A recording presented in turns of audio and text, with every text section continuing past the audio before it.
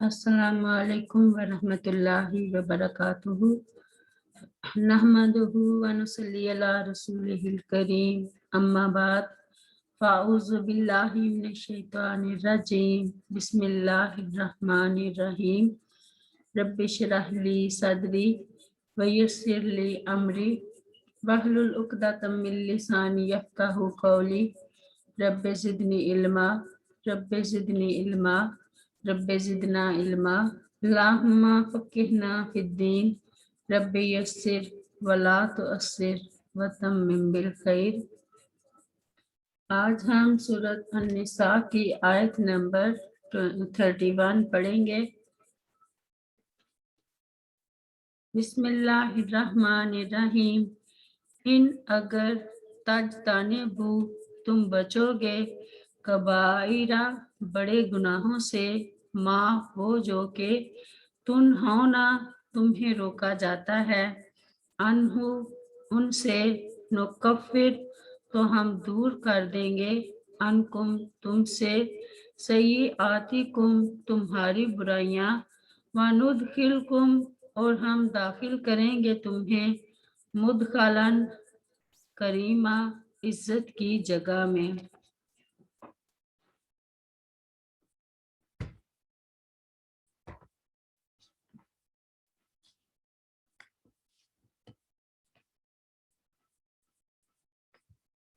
یعنی کبیرہ گناہ وہ ہیں جن کے متعلق قرآن یا حدیث میں صاف طور پر دوزخ کی وعید آئی ہو، یا اللہ تعالیٰ کے غصے کا اظہار ہوتا ہو، یا شریعت میں اس پر حد مقرر کی گئی ہو، اور سیئات میں وہ گناہ ہیں جن سے صرف منع کیا گیا ہو اور ان پر وعید کا ذکر نہ ہو۔ اللہ تعالیٰ کا مومنوں سے وعدہ ہے کہ جو شخص کبیرہ گناہوں سے بچے گا، اللہ تعالیٰ اس کے صغیرہ گناہوں کو معاف کر دے گا اور اسے جنت میں داخل کر دے گا۔ ارشاد ربانی ہے، والذین یجتنبون کبائر الاسم والفواحش واذا ما غضبوا ہم یغفرون، سورۃ الشعراء میں، اور وہ لوگ جو بڑے گناہوں سے اور بے حیائیوں سے بچتے ہیں اور جب بھی غصے ہوتے ہیں وہ معاف کر دیتے ہیں۔ اور فرمایا، الذین یجتنبون کبائر الاسم والفواحش الا اللام ان ربک واسع المغفرہ، سورۃ النجم میں، وہ لوگ جو بڑے گناہوں اور بے حیائیوں سے بچتے ہیں مگر صغیرہ گناہ، یقیناً تیرا رب وسیع بخشش والا ہے۔ قرآن مجید میں کئی جگہ اللہ تعالیٰ نے بڑے گناہوں کا ذکر کیا ہے۔ ارشاد باری تعالیٰ ہے، ان الشرک لظلم عظیم، سورہ لقمان میں، بے شک شرک یقیناً بہت بڑا ظلم ہے۔ اور فرمایا، ذالک ومن یعظم حرمات اللہ فہو خیر لہ عند ربہ واحلت لکم الانعام الا ما یتلی علیکم فاجتنبوا الرجس من الاوثان واجتنبوا قول الزور حنفاء للہ غیر مشرکین بہ ومن یشرک باللہ فکأنما خر من السماء فتخطفه الطیر او تہوی بہ الریح فی مکان صحیح، سورۃ الحج میں۔ یہ اور جو کوئی اللہ تعالیٰ کی حرمتوں کی تعظیم کرے تو وہ اس کے لیے اس کے رب کے ہاں بہتر ہے، اور تمہارے لیے مویشی حلال کر دیے گئے ہیں سوائے ان کے جو تمہیں پڑھ کر سنائے جاتے ہیں۔ پس بتوں کی گندگی سے بچو اور جھوٹی بات سے بچو، اس حال میں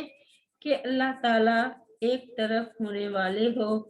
اس حال میں کہ اللہ تعالیٰ کے لیے ایک طرف ہونے والے ہو، اس کے ساتھ کسی کو شریک کرنے والے نہیں، اور جو اللہ تعالیٰ کے ساتھ شریک ٹھہرائے تو گویا وہ آسمان سے گر پڑا، پھر اسے پرندے اچک لیتے ہیں یا اسے ہوا کسی دور جگہ میں گرا دیتی ہے۔ اور فرمایا وَلَا تَقُولُوا لِمَا تَصِفُ أَلْسِنَتُكُمُ الْكَذِبَ هَذَا حَلَالٌ وَهَذَا حَرَامٌ لِتَفْتَرُوا عَلَى اللَّهِ الْكَذِبَ إِنَّ الَّذِينَ يَفْتَرُونَ عَلَى اللَّهِ الْكَذِبَ لَا يُفْلِحُونَ متاع قلیل وَلَهُمْ عَذَابٌ أَلِيمٌ سورۃ النحل میں۔ اور اس کی وجہ سے جو تمہاری زبانیں جھوٹ کہتی ہیں، مت کہو کہ یہ حلال ہے اور یہ حرام ہے تاکہ اللہ تعالیٰ پر جھوٹ باندھو۔ بے شک جو لوگ اللہ تعالیٰ پر جھوٹ باندھتے ہیں وہ فلاح نہیں پاتے، بہت تھوڑا فائدہ ہے اور ان کے لیے دردناک عذاب ہے۔ اور فرمایا قُلْ تَعَالَوْا أَتْلُ مَا حَرَّمَ رَبُّكُمْ عَلَيْكُمْ أَلَّا تُشْرِكُوا بِهِ شَيْئًا وَبِالْوَالِدَيْنِ إِحْسَانًا وَلَا تَقْتُلُوا أَوْلَادَكُمْ مِنْ نَفْسِكُمْ مِنْ إِمْلَاقٍ نَحْنُ نَرْزُقُكُمْ وَإِيَّاهُمْ وَلَا تَقْرَبُوا الْفَوَاحِشَ مَا ظَهَرَ مِنْهَا وَمَا بَطَنَ وَلَا تَقْتُلُوا النَّفْسَ الَّتِي حَرَّمَ اللَّهُ إِلَّا بِالْحَقِّ ذَلِكُمْ وَصَّاكُمْ بِهِ لَعَلَّكُمْ تَعْقِلُونَ وَلَا تَقْرَبُوا مَالَ الْيَتِيمِ إِلَّا بِالَّتِي هِيَ أَحْسَنُ حَتَّى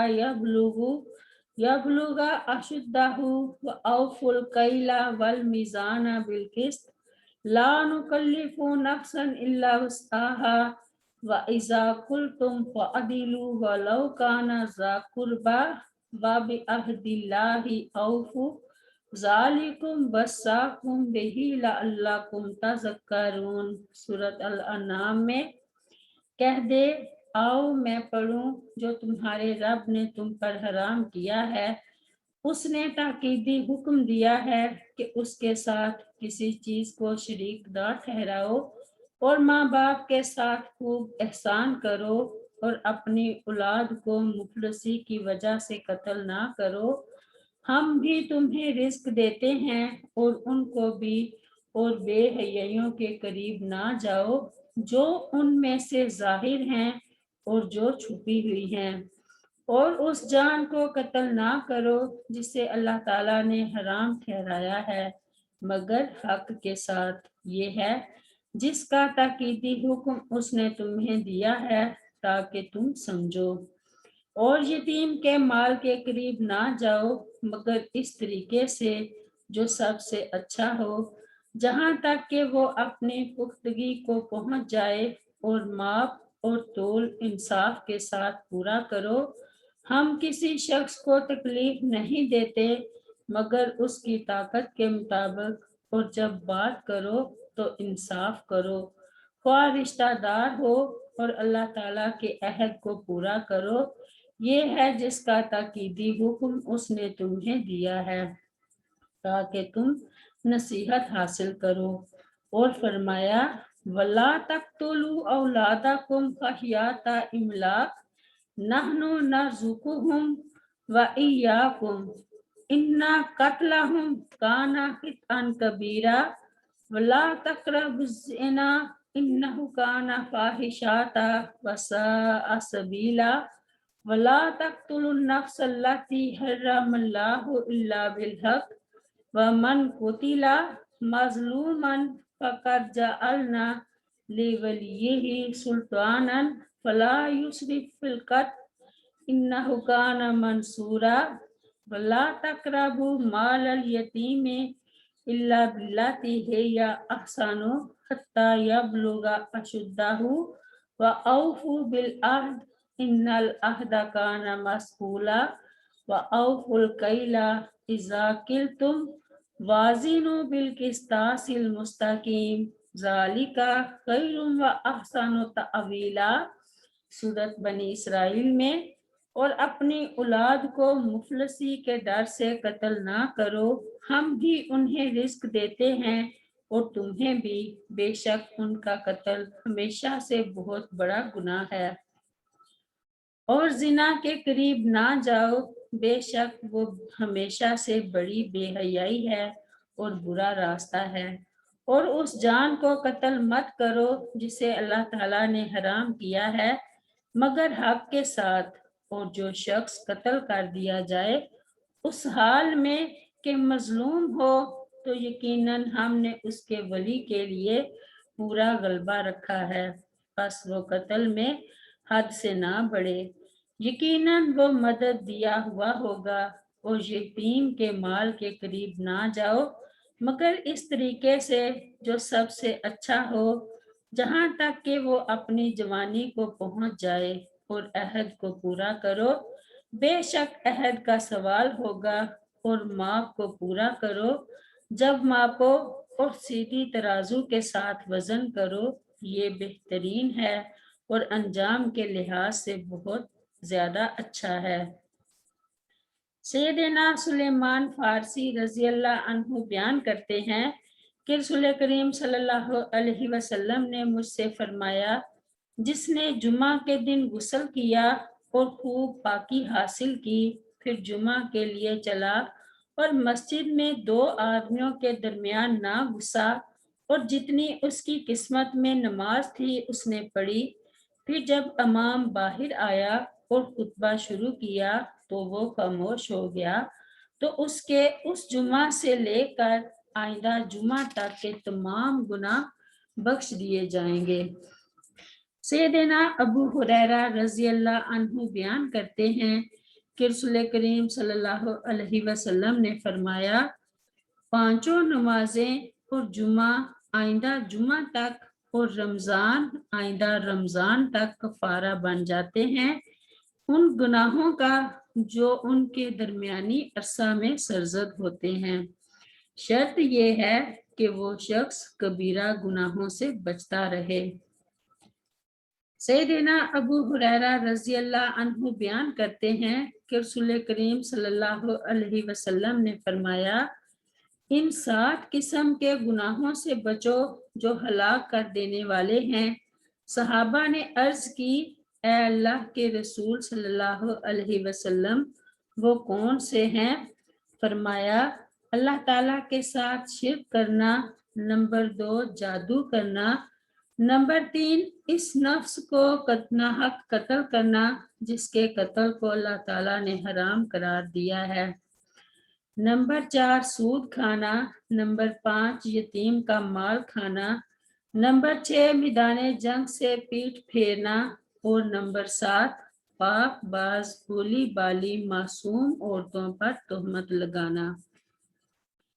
سیدنا انس بن مالک رضی اللہ عنہ بیان کرتے ہیں کہ رسول کریم صلی اللہ علیہ وسلم نے کبیرہ گناہوں کا ذکر کیا یا آپ صلی اللہ علیہ وسلم سے کبیرہ گناہوں کے بارے میں سوال کیا گیا تو اس کے جواب میں آپ صلی اللہ علیہ وسلم نے فرمایا، اللہ تعالیٰ کے ساتھ شرک کرنا، کسی انسان کو ناحق قتل کرنا، اور والدین کی نافرمانی کرنا۔ اور آپ صلی اللہ علیہ وسلم نے فرمایا، کیا میں تمہیں یہ نہ بتاؤں کہ تمام کبیرہ گناہوں میں سب سے بڑا گناہ کون سا ہے؟ پھر فرمایا، وہ گناہ جھوٹی بات یا جھوٹی گواہی ہے۔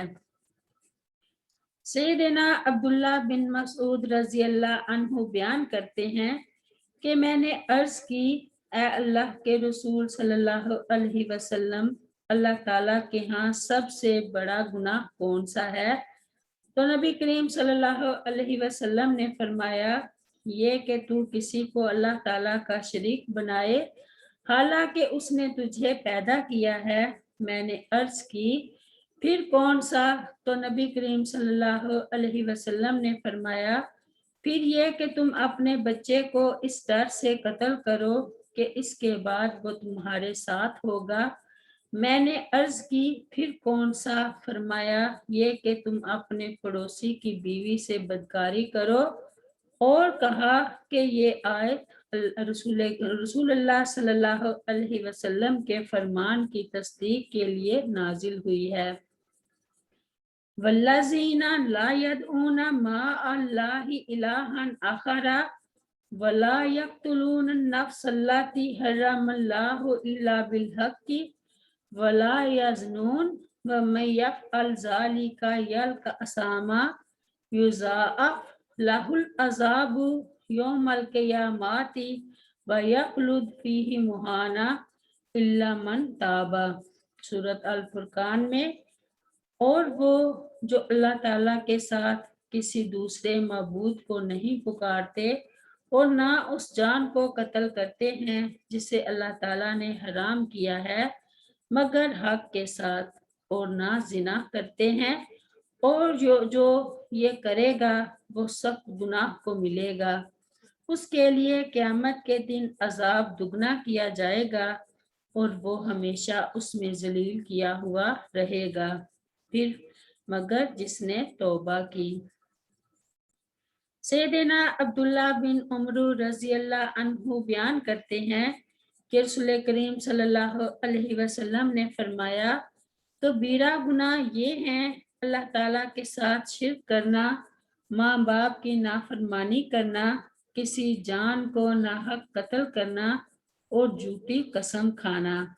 سیدنا عبداللہ بن عمر رضی اللہ عنہ بیان کرتے ہیں کہ رسول کریم صلی اللہ علیہ وسلم نے فرمایا، بے شک کبیرہ گناہوں میں سب سے بڑا گناہ یہ بھی ہے کہ آدمی اپنے والدین پر لعنت بھیجے۔ صحابہ کرام رضی اللہ عنہم نے عرض کی، اے اللہ کے رسول صلی اللہ علیہ وسلم،